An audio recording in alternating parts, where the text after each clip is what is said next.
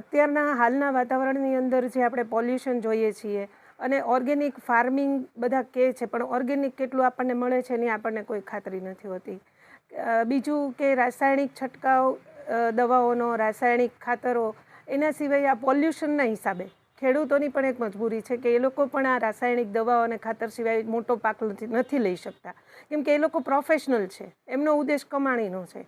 પણ આપણો એવો ઉદ્દેશ હોય કે જો આપણે આપણા ઘરના લોકોને, આપણા નજીકના લોકોને આપણે ઓર્ગેનિક અથવા તો શુદ્ધ કહી શકીએ, ટોટલી શુદ્ધ તો ન કહી શકીએ પણ શુદ્ધ કહી શકીએ તેવું ખાનપાન, શાકભાજી, ફ્રૂટ્સ વગેરે વસ્તુઓ આપણે આપી શકીએ, તો એના માટેનો એક સરસ વિકલ્પ છે કિચન ગાર્ડનિંગ અથવા તો ટેરેસ ગાર્ડનિંગ. હવે એના માટે કંઈ આપણે બહુ કેટલા બધા વીઘા જમીનની જરૂર નથી હોતી. આપણી પાસે સારો એવો તડકો આવે એવો એક નાનો ટેરેસ હોય, આપણા બધાના ઘરની છત પર અગાશી હોય છે, ફ્લેટ હોય તો ફ્લેટની અંદર એકાદ તો એવો ટેરેસ હશે જ કે આખો દિવસ જ્યાં તડકો આવતો હશે, તો આ તડકો કન્ઝ્યુમ કરી અને તમારા ઘરમાં તમે બહુ સારું શાકભાજી ને ફ્રૂટ્સ ઉગાડી શકો છો. કે તમે કયું બિયારણ નાખો છો એ તમને ખબર છે.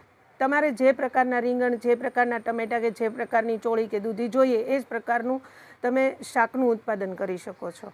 હવે મોટા શહેરની અંદર આના કરતાં 10 ગણા ભાવ છે, છતાંય તે લોકો કરે છે કેમ કે એ લોકો એ લેવલે પહોંચી ગયા છે કે હવે એની સામે લડત આપવા સિવાય કોઈ છૂટકો જ નથી.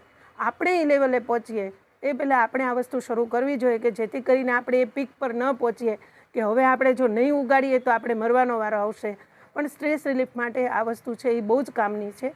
તો જેટલા બને એટલા વધારે લોકો આમાં જોડાય એવું હું ઈચ્છું. ખેડૂત મિત્રો, રાસાયણિક દવા શાકભાજીમાં વાપરવી એટલે આપણે કહી શકીએ તો ઘણીવાર આડેધડ જો ખેડૂતો રાસાયણિક દવાનો જો ઉપયોગ કરે શાકભાજીમાં, તો તેને લીધે આપણને ફાયદો થવાનું કરતાં નુકસાન થવાનું વધારે છે. એ માટે તો હું ખાસ કહું છું કે તેણે પોતાના ગૃહિણીઓ હોય તેને પોતાના ટેરેસ ગાર્ડન કરવા જોઈએ. અને ટેરેસ ગાર્ડનમાં આપણે શાકભાજીનું, નાના મોટા શાકભાજીઓ, વેલાવાળા બધા શાકભાજીઓ છે, રીંગણા છે, આ સિવાય નાની મોટી કોઈ પણ શાકભાજી છે, આપણા ટેરેસ ગાર્ડન એક સારો એવો બનાવી અને આપણે જૈવિક દવાઓનો ઉપયોગ કરીને પણ આપણે શાકભાજી ટેરેસ ગાર્ડન ઉપર ઉગાડી શકીએ. જો આપણે શાકભાજી વહેલું ઉતારી અને માર્કેટમાં મૂકી દઈએ તો એવા શાકભાજીમાં જીવાતનાશક દવાના અવશેષો રહેલા હોય છે.